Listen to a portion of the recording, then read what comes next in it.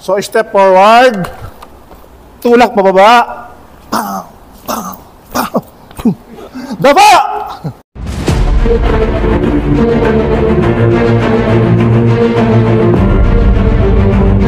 Halimbawa may laking tao, naka-duty ka. Ang hawak mo shotgun, ganon. Kuha kuya, paano agawin ng shotgun ko? O yun, yun yung agaw niya. Trigger finger out, itataas mo yung barrel, then ibababa mo, again, nadideform siya, napipilipit siya, then ibababa mo siyang ganon. Then, bam! Layo, layo! So, step forward, tulak pababa, pow, pow, pow, daba! Ganon yung weapon retention natin. So, walang pinag-iba siya sa baton. Ito, malaking tao, nangaagaw lagi ito eh. Pinapalo ko si sir, sabi ko sa kanya ay, stop! Kundi papaluin kita. Ngayon, pumasok sa range. Pasok, pasok. O hanggat hindi siya lumalapat dito, layo, layo. Hanggat hindi siya lumalapat dito, hindi natin papaluin. Kasi hindi siya justified. Pumasok pa rin siya.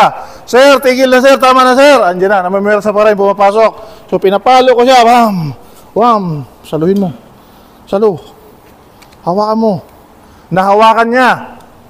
Dalawahin mo, paano mo maagaw yan pag isa lang. So, ganun pa rin, para ding nasa shotgun yung way natin. No? Kailangan mo siyang ma-deform yung braso niya. Hawak. Kailangan ma-deform yung braso niya, maganan. Then, pag na-deform na siya, kung nandyan, dito natin i-deform sa kabila. Oh, yung braso niya, nagpipilipilipit siya. Gamitin mo yung katawan mo, then, pwede dito, pwede rin dun. Meron pa rin akong target dun. Bash stroke, sabi ni sir. Pwede rin sa unahan, hawak kuya. Pwede rin mo rin sa unahan kung kaya, kung mahina lang naman siya, dito mo na siya kunin. Basta ang importante, hawak, ma-deform yung braso niya.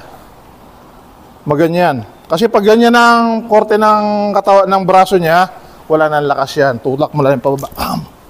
Diba, gamitin mo yung buong lakas mo. Stand! Backstroke. Backstroke. Bakit ikaw napipilipit? Kamay mo napipilipit.